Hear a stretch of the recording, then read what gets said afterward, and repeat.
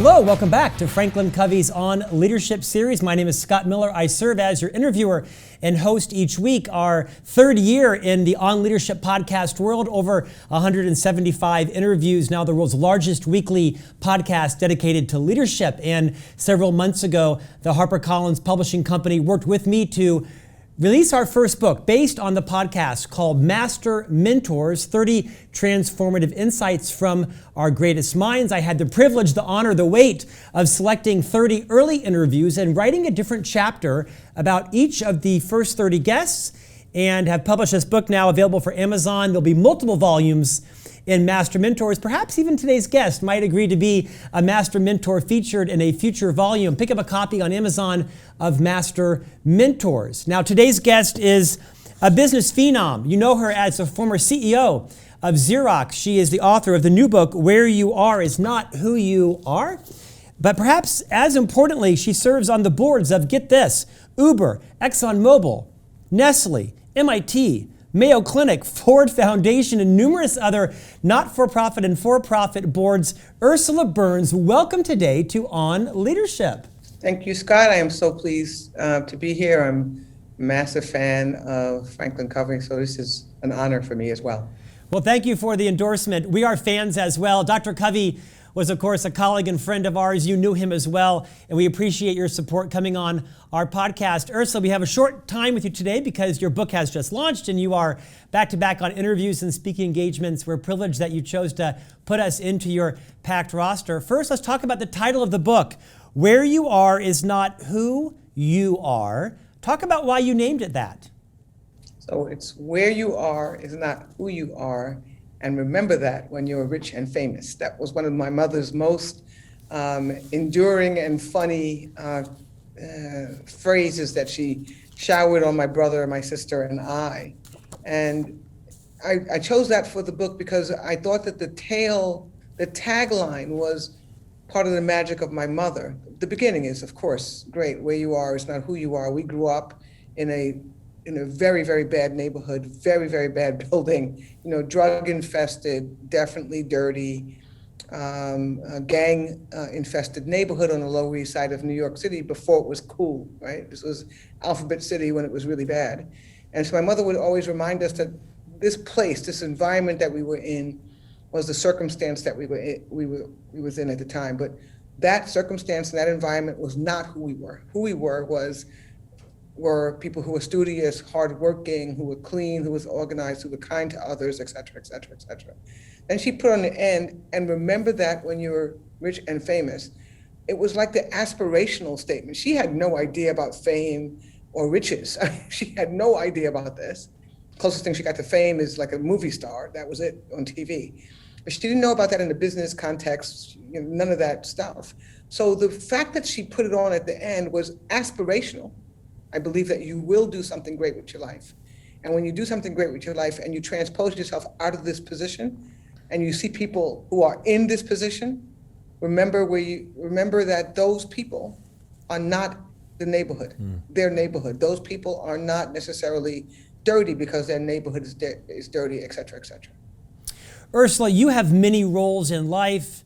You have accomplished amazing things. You are perhaps, maybe to your chagrin, best known as being the first Black female CEO of a Fortune 500 company. In fact, you write about that in the book and some struggle around why is that so unusual? Why is that such an important idea in and of itself? Show some vulnerability as you did in the book and talk about, the struggle of that being kind of the big spotlight. Why was that such a big deal to everyone? Yeah, so the question is a great question, and it's one of the major points in the book. It's also one of the major points in my life, obviously, which is why it lands so clear and strongly and centrally in the book. And it comes from two or three aspects. The first is I've always been Black and I've always been a female, and I don't have a context outside of that. So when I pursued whatever I was pursuing, I did it on the same basis that a white person would pursue it. It was what I was interested in. It was what would make money, whatever those attributes were.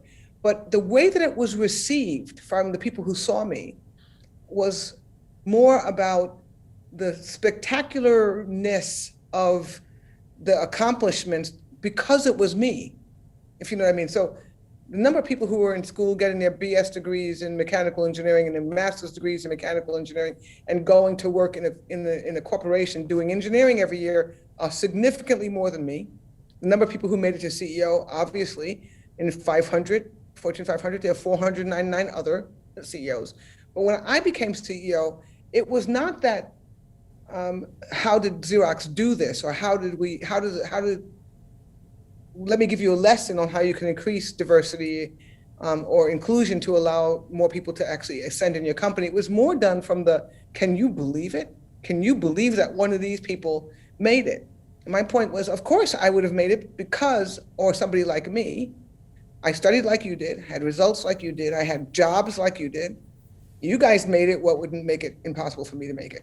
The reason why that's an important discussion, and I'm gonna stop, is because there is a reason outside of all of the qualifications, same education, same summer experiences, same jobs, same commissions, task force, whatever the heck. And more of those guys make it than we make it. Actually, none of us make it. None of the people who look like me until me made it. The point was more about that issue. Why is it that so few that look like me make it, and so many that look like the other person, like you, make it? That was more the debate. That should have been more the debate versus, my God, look at this spectacular human being who, leaped a tall building in a single bound. I didn't, Scott. I mean, literally, I went to work every day. I went to college every day. I got reasonably good grades. I was a very good student, but I didn't get straight A's in college. I didn't do anything abnormal except for what they did. And what they did was standard for them, but was not allowed to be standard for me or people who look like me. Ursula, the book is lovely written. I felt like I was in your living room and you were telling me your story. It's very casual, it's very vulnerable, it's very honest. It's your story, it's your journey. In fact, I don't want to misquote you, but you talk a lot about race and the role that race has played in your education, in your career, in your life. You talk about how you basically live in my world and I don't live in your world. You talked about how much of the world is people like me, white Caucasian man in my 50s that may or may not ever have much encounter with your world. Can you kind of expand on that and maybe bring light to the millions of people that look like me, regardless of gender? The insight that I gained from that is I never thought about the two different worlds we lived in. I just lived in my world and you're sometimes in my world, but you brought a big epiphany to me by the fact that we live in two different worlds. Yeah, we do. And I have the benefit in my life of being able to walk between the two every day. It's actually a privilege and an honor, not a pain or a negative. It's really unfortunate that more people like you, Scott, don't get to go to the other world. It's not totally dirty. It's not unsafe. It's just full of people who have different experiences, different interests, sometimes different musical tastes. It's just a different part of the world. White America, white UK, England as well, by the way, and I'm sure there are other countries, but I know those two fairly well, literally can, particularly white men, but white women too, can live their whole day, get up in the morning, get in their car, go through and they will only see people that serve them, that have to serve them, or very far away in passing, people of color. You don't have to interact with them. This is Latinx people, Black people. You just don't have to talk to them at all. You don't have to, and if you do, you're in a position of power or control. Black people literally don't have the other option. They don't have that option. I don't know if they would choose it if they did, but they don't have the option of living only in their world. They live physically there, but every single a large number of the interactions they have by mandate, design, structure of society is with white people, white men, positions of authority, your doctors, who's going to be your dentist, the person who collects your rent, whoever it is, the person you go to to pick up your check, wherever that is. There's a whole environment built where we're not engaged unless we are asking for services or giving service, right? And white people have a different set of options. When I got more senior in the company and earned a lot more money, I moved out to Connecticut, primarily because New York City taxes were too high, and it was close to my job as well. I moved out to Connecticut, and it was absolutely amazing. I lived in New Canaan, and I literally could go a day or on a weekend, Saturday in New Canaan, and see literally zero white people. I mean, zero black people, zero black people, zero Hispanics. During the week, I saw a lot of Hispanics doing the lawns and whatever, but in New Canaan, I could go the whole weekend and not see anybody of color. In New York City, in the neighborhood that I grew up in, it's impossible to do. By the way, in just about any neighborhood, it's impossible to do. So I just think it's important that you and people like you get some familiarity with people like me, not in your world only, but in the world, if you know what I mean. Not a curated world where everything has been pushed aside and we've built this great Greenwich or this great New Canaan or whatever the heck, the Upper East Side. Not there, but just in the world. And you'll find that these people they have ambitions, they love their children, they actually are interesting, they have many different shades, et cetera, et cetera. So they go to school like everybody else does, but there's very little crossover for you to be able to gain an appreciation for other people. Ursula, beautifully said. I want to move on to parts of the book beyond race, but it's a central theme in your life, obviously, and in your rise in corporate America. Your mother's from Panama, and you mentioned some beautiful stories of your mother's work ethic, single mother, and her struggles coming as an immigrant to the U.S. And you talk about shades just now. You also mentioned that racism exists even in the black community based on the race of your skin. Talk a bit about some of the prejudices that your mother faced as an immigrant to America. I mean, racism, I don't know if this is good or bad, it's real. I know that exists in black society, particularly historically. Now it's probably getting a little bit better, just like it is across the board. But literally, when my mother was growing up, she grew up in Panama. She was she had a dark skin tone. Her sister had a lighter skin tone. And my mother's sister, my aunt, was absolutely distinguished in a positive way, not only in society, but in certain parts of the family, because she was lighter than my mother, and she had a different hair texture than my mother. She looked more white than my mother. We see this throughout Black and brown society. When James Brown came out with his song "Say It Loud, I'm Black and I'm Proud," that was a anthem not only for blacks to whites, it was for blacks to blacks. Yeah. That literally you're a beautiful black person even if you are a black person versus a more white looking black person. So there's a whole bunch of structures. It's very visual. The thing I like about the thing I like and dislike about race is that if you're Italian or I don't know, you can actually change your accent. You can even change your name and pass for somebody else, pass for an American, quote unquote, this broad-based American. One thing, and one of the reasons why I think blacks around the world, but definitely in America, suffer so continuously through society, is we are unavoidable. Literally, you can try your best, but if you're a black person, you are black. Maybe lighter skinned or darker skinned, but you're black. And this shock visually is something that we're just getting, white America is just getting used to. When I say shock, they're not shocked to see me or my son or my daughter or my husband when he was alive. It's not shock like, oh, it's more shock like, I know what to expect from you. And when you don't do what I think you're supposed to do, particularly if you're a black man, which is be slovenly, be slow, not that intelligent, be good at sports, whatever these biases are, that's the shock. So literally, it's judged by the content of my character versus the color of my skin.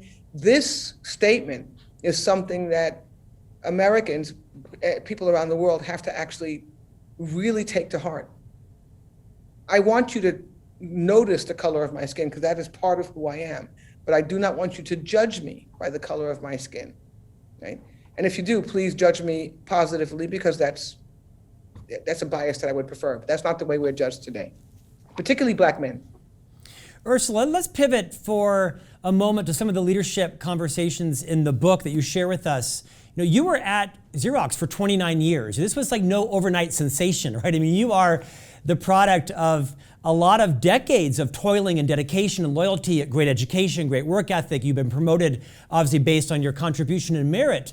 And when you became the CEO, you, of course, were the first Black female CEO in the country's history in America of a Fortune 500. You mentioned that you never kind of felt like you fit in to that Fortune 500 CEO group. No one ostracized you, but there was a palpable difference between you and the other, as you call them, 499. What was that like for you? Was it awkward? Did people try to friend you? What was that like being in that kind of exclusive group? Yeah, I think that one thing that was positive about it, very, very positive about it, is that the CEO group was entering the CEO group was a stronger credential for entering than race or anything else, if you know what I mean. So once I got in, we were just all part of the same group. We were all kind of sitting around dealing with the same problems, the same everything.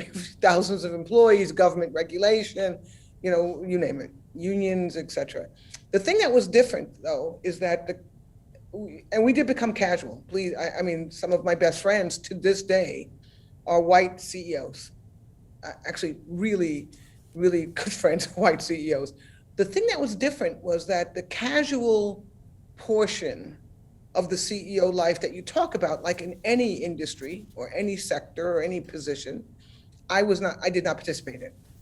When I say I didn't participate in it, I didn't have a context or even a desire to kind of do that kind of thing. I didn't fit into the, let's go drink in the XYZ after, I'll see you in Aspen later or whatever, some of that stereotypical, but you get the drift, right? That there's a whole bunch of activities and common places of gathering and interest type of music that it's existed since I was born, right? When I came to work at Xerox, it was very similar. I would drive next to people and they would be listening to country western music. Not that that's bad. This is not something I ever really listened to or paid attention. And I would be listening to to jazz or to, the soul station. It's kind of a funny categorization, but when you become a member of a club that's as small as the CEO club, you realize how that, thank goodness, that there is a CEO club, but even in that club, I'm an unbelievable minority. Unbelievable minority. And the fact that I was Black and a female also a significant amount of difference in the CEO club. I mean, maybe there were 15 at that time.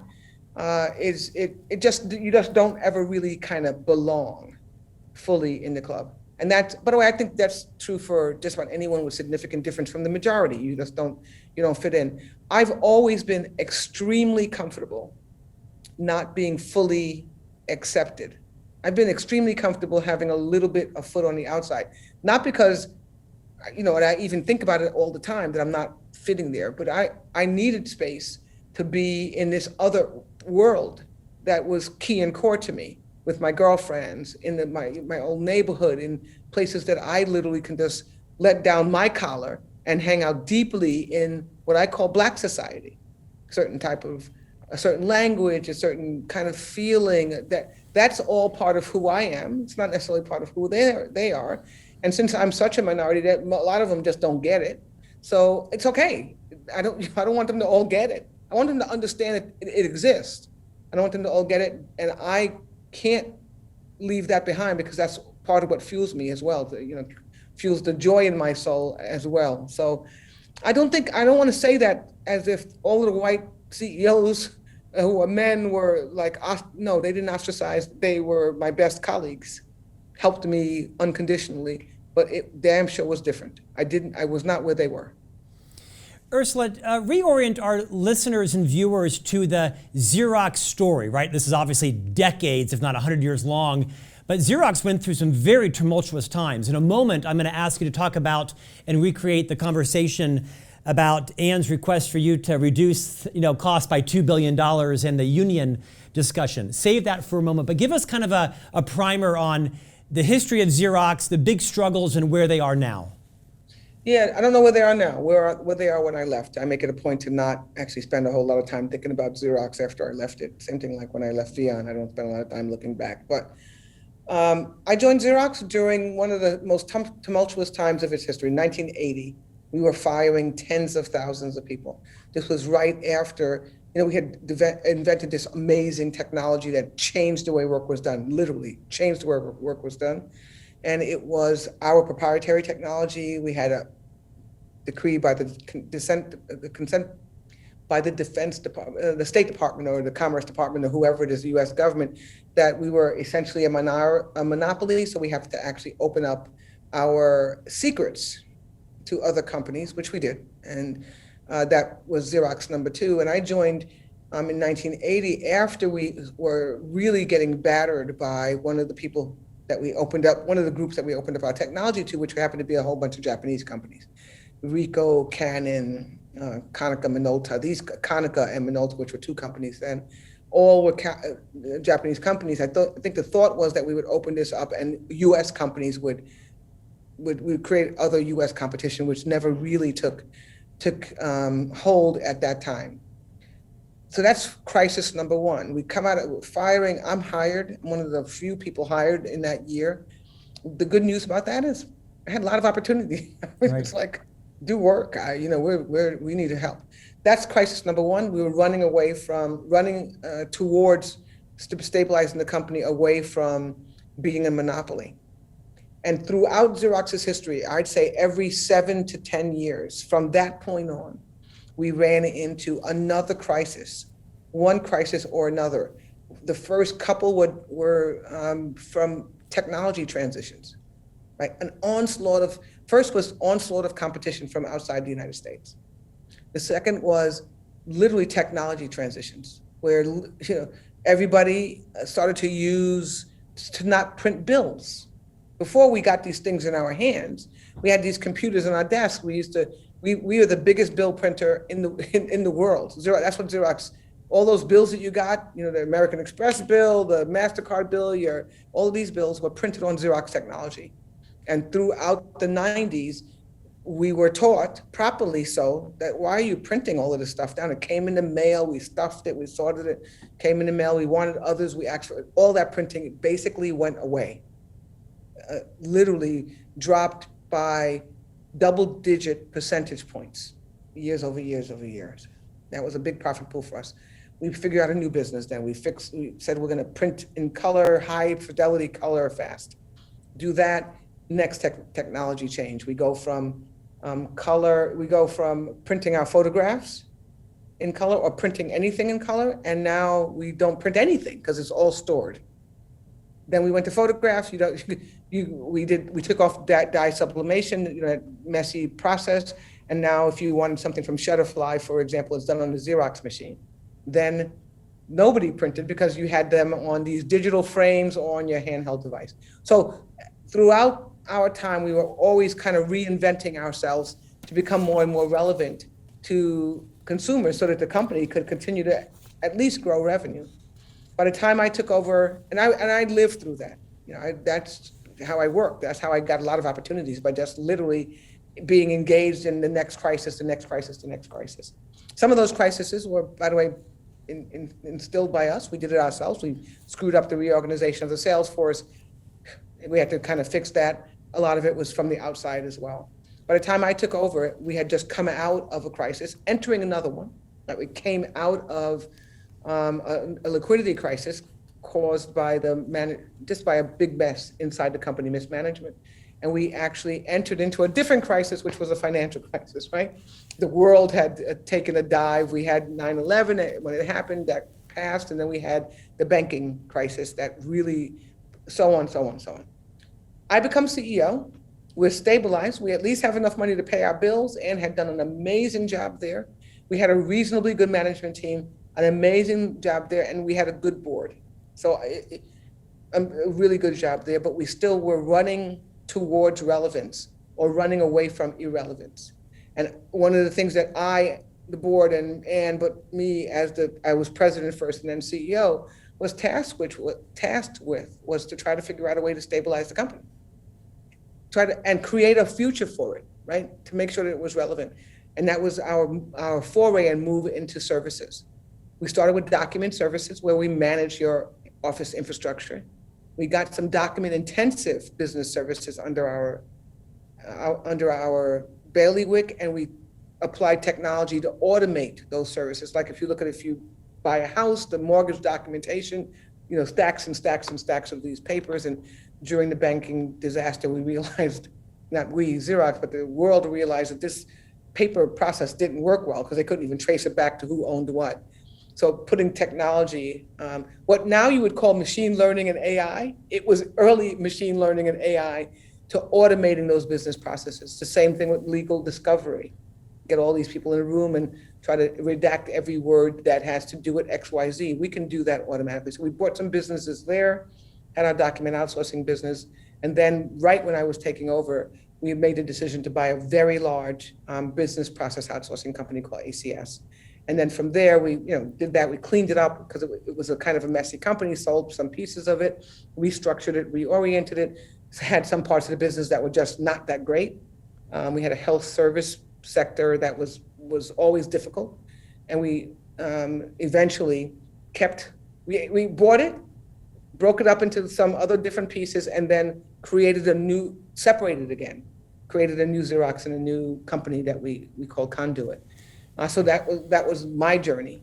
At the end of that journey, and that was Xerox's journey and my journey, because as a CEO, there's very little difference. At the end of that journey, we got Mr. Icahn into our company stock as an activist, and the rest, as they say, is history. Yeah. Thank you for the recap. I believe you share a story in the book when you were the president and Mulcahy was the CEO. You all were facing perhaps dire straits. I think you wrote maybe 18 months left before bankruptcy was a very viable option.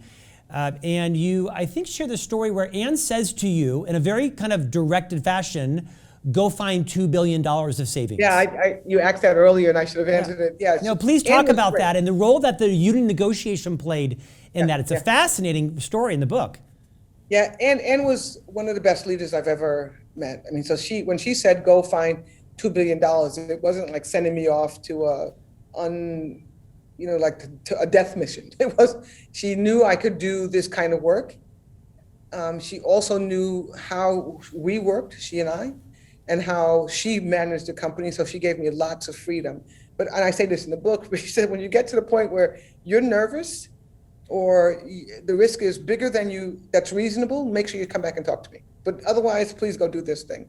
But I'll get to so you do all the stuff that you normally do if you're a leader and if you're an engineer-based leader, which is, let me understand everything. How much do we spend? Where are we spending it? Is there how does everybody else do it? How much do they spend? Can we do whatever? It's called benchmarking, right? It's called benchmarking. You do that. We did all of that. We had one or two big barriers to just doing things.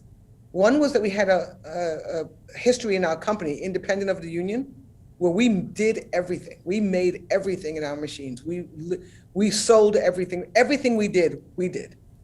That was one. And we had to kind of really change our head around that. Second, we were a unionized shop, particularly in the manufacturing organization, manufacturing and supply chain portion of the company. Now, having a union is not necessarily the worst thing in the world, but it doesn't allow you having a union means that you have to collaborate continuously. Continuously. You draw up the best plan in the world, and literally, particularly when you're vulnerable, a strike could kill you. Just literally a work slowdown, whatever, could kill you, or the contract could say just you can't do it. What we did there, I had a great set of people who worked with me. One guy his name was Clive Barons. I had a whole great team I talk about in the book, was to literally engage the union leader. His name is Gary Bonadonna, who I liked. We liked each other. This was not a problem whatsoever from a relationship standpoint. a little guy from Rochester, a little girl from New York. We had a lot in common, but there was no reason for us to have antagonism towards each other, except for I was on one side and he was on the other of this particular debate and discussion, which was, how do we lower cost? How do we do that? It had to have something to do with people. Most of our cost was people. 60 something percent of our cost was people. So we couldn't cut $2 billion and not touch any people. We'd have to kind of sell all the buildings, all the equipment, everything, right? We couldn't buy stationery. So we absolutely had to touch people. But in order for me to touch people, I had to get the union's agreement. So it's like going to the neighbors and saying, listen, you five are gonna starve so that we can keep these five alive.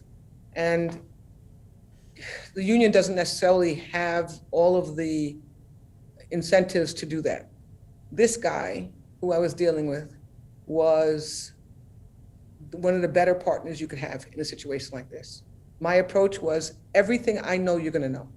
I'm gonna tell you the facts. No BS, no lying. Here's the sheets, let's go through them. Let me tell you what we're doing on just about every line. And let me tell you what that gets us to. That gets us to $500,000, right?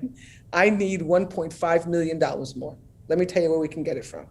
This area, this area, this area, this area, this area, of which 70% of them have to do with you. So I need you to understand this and understand that. If we don't fix this problem, we will keep doing what we're doing, which is 100% of your people are currently employed. In 18 months, 12 months, 0 of them will be employed because we'd literally be bankrupt. So please come along with me on this journey. Help me to figure, if you have better ideas, please come on, because we're in this together. I remember saying to him that you and I are not the problem here. We can find a job tomorrow. If literally Gary or I got fired, or we left, or that we're not needed, we literally had a war chest that was bigger than the cleaners in the building or the assembly guys in the building. So that was better. And 2, we could probably find a job. We were more mobile, et cetera. So we worked together because we knew that the bigger issue was a smaller size with the right skill set was where we had to end up. Once we got to that common understanding, we still had, knockdown dragouts with each other about issues, but we never got confused that there was some other way that we could solve the problem. Let's kind of hold our breath, maybe to go away. Maybe we don't have to touch any of our people. One of the stories I tell in the book, and then I'll shut up and then have you ask the next question, was he was very, very, very insistent on not touching cleaners. And it took me a while to understand this, and this was one of my best lessons. He knew what kinds of people, I did too, but I was still doing the math at this point, who the cleaners were. These were the lowest paid union employees. These were generally immigrants from lots of them were women.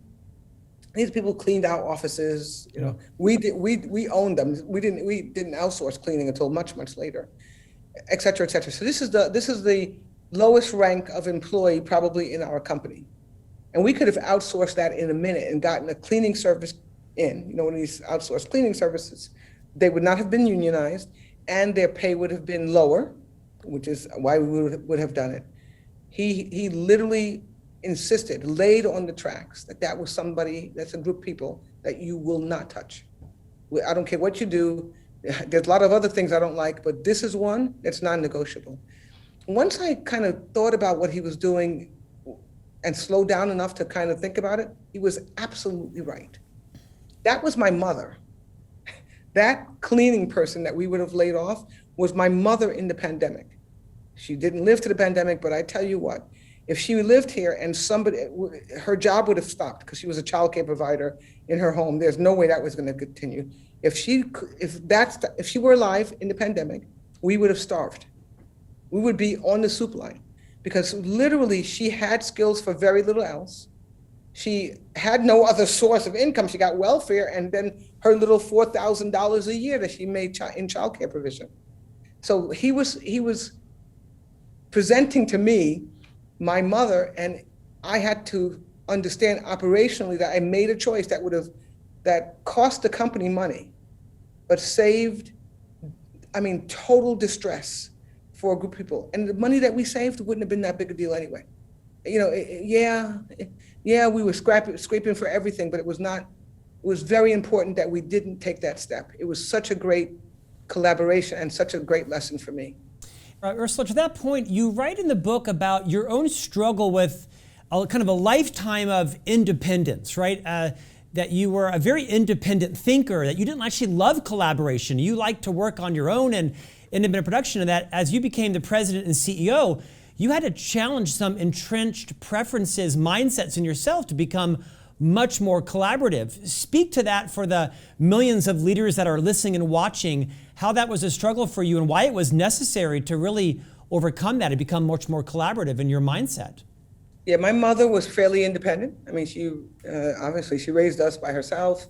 I don't think this was something that she outright taught. You know, she didn't say, unlike where you are is not who you are. She didn't say, don't use teams, don't get married. She's not that. But the example that I saw in her was someone who took care of themselves, and took care of those very close to them, and really not kind of not risking your future in somebody else's hands. That to an extreme is kind of how I lived early on. Literally, I say this, and I still do largely, in between my two ears.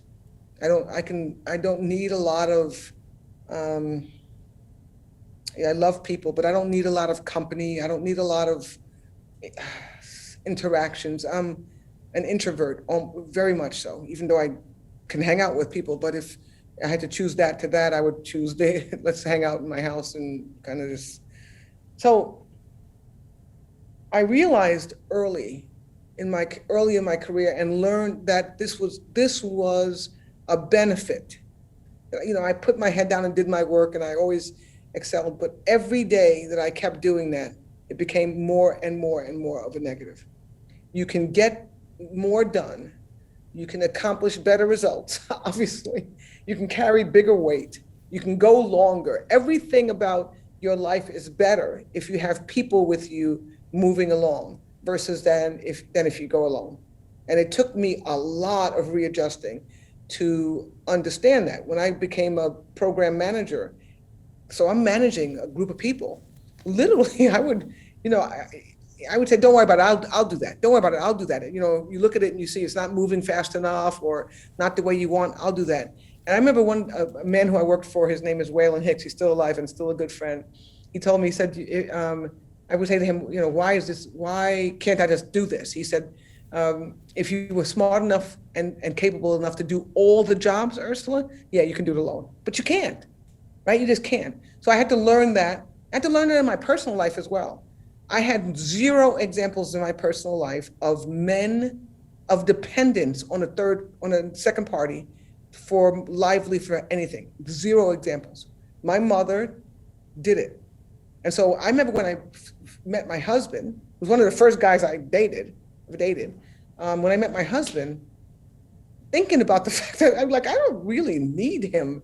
But imagine entering a relationship that way. But that's what I had to really think outside of myself to say, you're in there. I mean, we're going to build dependence. We're purposely going to do this. This is the thing that you never did, and you kind of were subliminally taught to never do. But when you have a relationship or you build a team at work, you build interdependence. And that is a strength that leaders must know. I'm involved with a private equity firm. It's called Integrum that we just started. It's really, really cool, myself and 3 other partners. And what we're finding is that we have 4 people who have strengths in 4 different areas. And we're building what I call all the time when we're trying to sell the firm, the perfect human. It took 4 of us to get the perfect human. Probably takes 6. I'm good at this. That person is good at that. That person is good at this. Person has empathy in that area. I have sympathy in that area. I have empathy in a different area. We put this all together, and the 4 of us, 5 or 6, will probably get 2 other kind of partners in. This is what me singularly aspire to be: all knowing, all seeing. But you can't do it alone. You get to be all knowing and all seeing when you have lots of people knowing different things and seeing different things. And that's what it's all about: teamwork. It was such a relief and revelation when I got there, when I had a great team, when I ran this part of the company called Business Group Operations, it was amazing. It was different all over the place. People, I mean, Europeans, we had some Brits on the team, we had a Korean on the team, we had another black guy on the team, we had women on the team, all over the place. We were definitely, if you look at us, we were sloppy, right? We didn't dress the same, we were all over the place, but almost humming and perfect. Talk about this in the book, just amazing. And how much we could do together, particularly when you got that difference and then you built it to trust, right? You had a great team and you built it that you trusted their abilities, you knew what they were and trusted their abilities, and you liked them. I don't mean you liked them to hang out with them. I don't mean you liked them because you all had the same interests, but that like the broad and broadest way of respect was this comfort of being around them. We had that. I've had that a couple of times in my career. Doesn't happen all the time. It's nirvana when you get there. All of us be shooting for it. All of us have at least one story like that, right? When it was nirvana, when you had that team. Ursula, I know our time is ending. You've had an amazing journey. You've earned it. You've been the recipient, obviously, of people that believed in you and helped to lift you up, and your own hard work and education and perseverance, your own maturity from becoming very interdependent from an independent mindset. You also were a member of the U.S. Export Council, I think for a while, where you served as the chair. And you met many times in the White House during the Obama administration. And kind of off topic, you share a very interesting story about what it's like to be in the White House and how the meals work. Would you kind of recreate that story? Because I was kind of fascinated to hear about, at least under the Obama administration, how delightful the meals are there. Share that story. Yeah, President Obama and I actually ran parallel, literally almost, total perfect parallel paths, not only in how beside each other, but how in duration. He became president right before I became CEO. He became president when I was president of the company. He left when I left, right? Just happens to happen that way. So early on in his career, he was president, brand new. He invited business leaders to the White House. And he's not a business guy. I was one. The first meeting I went to a couple after that, but I was one of the first ones invited. Myself, Muhtar Kent, Randall Stevenson, and David Cote were in this meeting at just random set of CEOs. We get a letter that we're invited, and this is like amazing for me, for all of us. My goodness, the new president, first African-American president, anything that looked as different as he did, president. And we get in the letter that we have to have a credit card and it had to be a particular type of credit card because they didn't take them all, because we had to pay for our own meals, because President Obama was very proud of the fact that he was kind of on business leaders because they got they were rich, they were paid too much money and et cetera, et cetera. They flew to places on company planes, and the taxpayer is really not going to pay for these already very privileged people to eat lunch. So we're going to go to the White House, we're going to eat lunch, and he's going to the White House, not him, the government is going to charge us for our lunch inside. And you go and you say, well, this is like not exactly the way I would treat guests to my house, but it didn't particularly matter.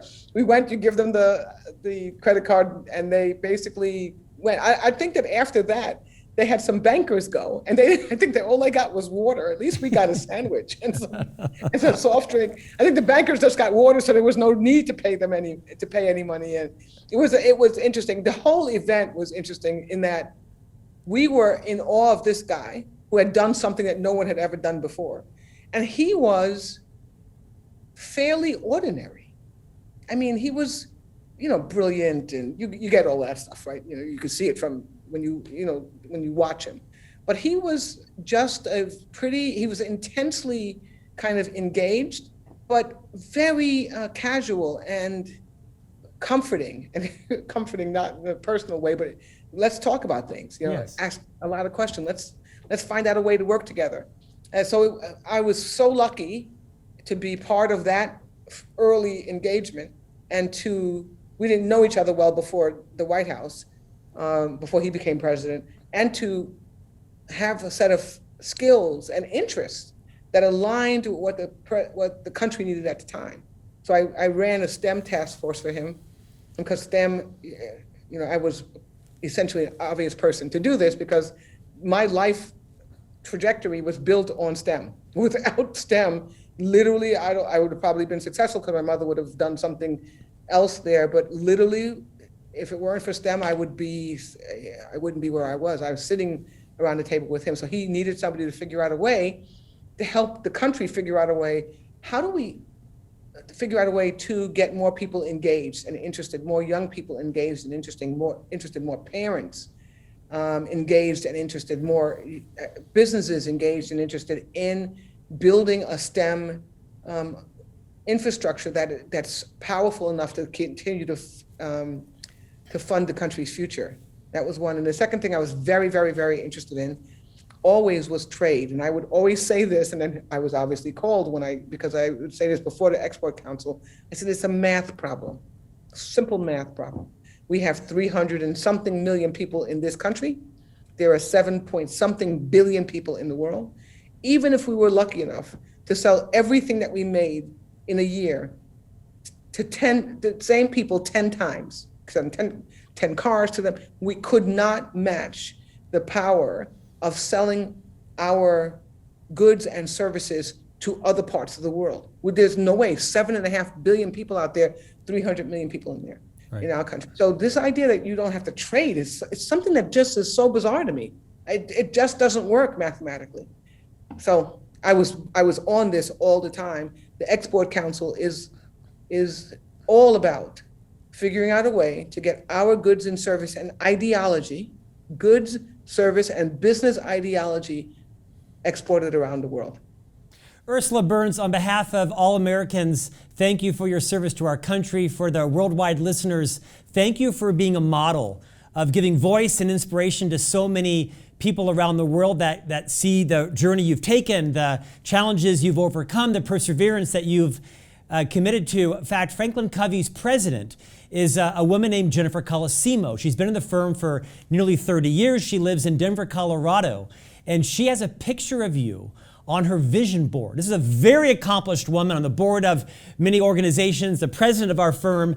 And when she learned I was interviewing you, she said, "You've got to be kidding me. I have a picture of Ursula Burns on my vision board." So I want to thank you for probably the legacy. You probably don't really realize what it is you have accomplished and blazed a trail for many millions of people around the world. Thank you for your time today. Your book is Where You Are Is Not Who You Are. Ursula Burns, thank you for joining us today. Thank you so much, Scott, and thank you, Franklin, for your legacy and for just building a foundation that we all learned from and continue to learn from. Ursula, we're honored that you joined us today. And thank you again for your time. We'll see you back here next week for another guest on leadership.